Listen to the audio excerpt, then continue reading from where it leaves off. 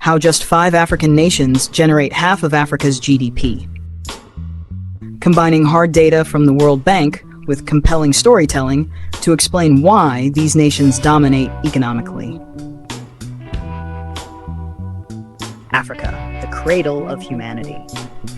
A continent bursting with natural wealth, cultural splendor, and untapped potential. Yet, did you know that just 5 of Africa's 54 countries are responsible for half of the continent's total GDP?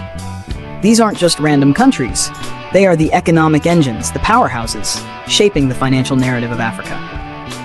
Today on AfriFacts, we explore who these countries are, why their economies dominate, and what it tells us about Africa's uneven development and its incredible possibilities. Let's begin with the data. According to the World Bank 24, Africa's total GDP stands at approximately $2.9 trillion, and these are the top 5 contributors. 1. Nigeria, $477 billion. 2. Egypt, $387 billion. 3. South Africa, $399 billion. 4. Algeria, $267 billion. 5. Ethiopia, $156 billion. Combined, they contribute over $1.68 trillion, more than 58% of Africa's GDP. Now let's tell the stories behind the numbers. Segment 2. Nigeria, the giant with clay feet. It's a 13. Our journey starts in West Africa, with a land of oil, music, brains, and battles, Nigeria. With a population of over 220 million, Nigeria is Africa's most populous country.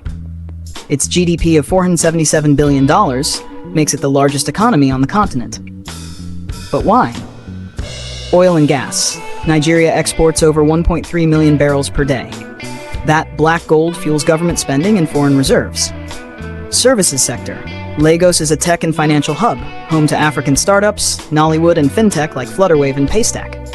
Nigerians in the diaspora send home over $20 billion yearly. But despite the wealth, over 63% of Nigerians live in poverty. This is the paradox. The richest economy still grapples with poor infrastructure, corruption, and youth unemployment. Nigeria has the numbers, but it needs direction.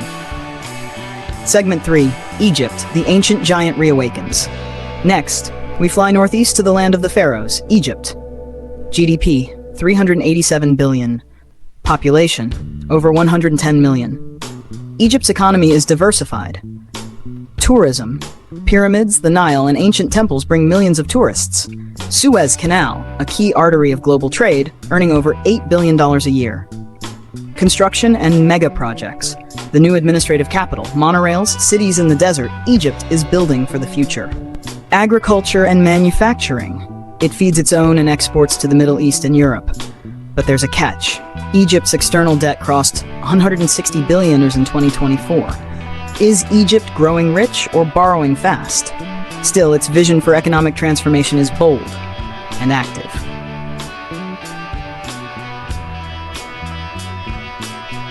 Segment 4, South Africa, the unequal powerhouse.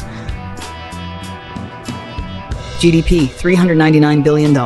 Population, 60 million. South Africa's economy is minerals, platinum, gold, diamonds, coal. It's a mining superpower. Finance and manufacturing. Johannesburg is a financial capital. Cars, electronics, and machinery roll out of factories. Tourism and wine. Cape Town draws millions with its beauty.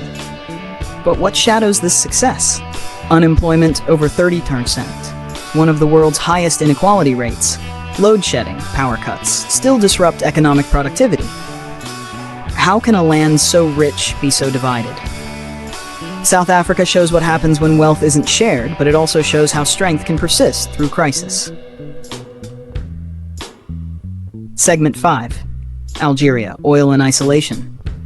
Let's shift to North Africa, to a country often quiet, but incredibly wealthy. Algeria. GDP, $267 billion. Population, 45 million. Algeria's strength lies in hydrocarbons. Oil and gas make up 95% of exports. State-driven economy, most industries are public sector heavy. Trade with Europe, especially natural gas to Italy, Spain, and France. But Algeria remains less open, with fewer foreign investments and less visible entrepreneurship. Algeria is rich in resources, but can it become rich in innovation? The question remains, will Algeria evolve from resource-dependent to opportunity-driven? Segment 6, Ethiopia, growth without oil. And finally, Ethiopia, GDP 156 billion, population 126 million. Unlike the others, Ethiopia's rise is not about oil or minerals. It's about people, policy, and production. Agriculture, still the largest employer. Coffee is king. Industrial parks, the government invested in textile and manufacturing zones, attracting Chinese and Turkish firms. Airlines, Ethiopian Airlines is the largest and most successful carrier in Africa. Digital transformation, even amid civil unrest, tech hubs are emerging in Addis Ababa.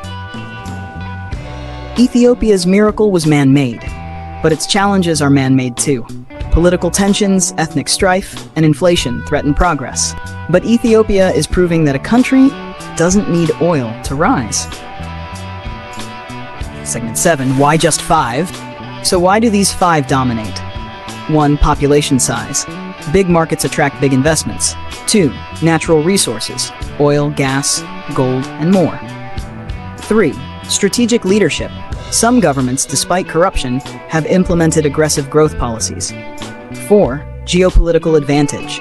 Proximity to Europe, Middle East, or global trade routes. But what about the rest of Africa?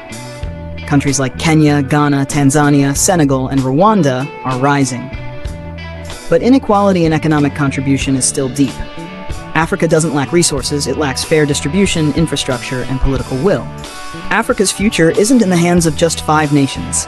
It lies in the voices of 1.4 billion Africans, ready to rewrite the narrative.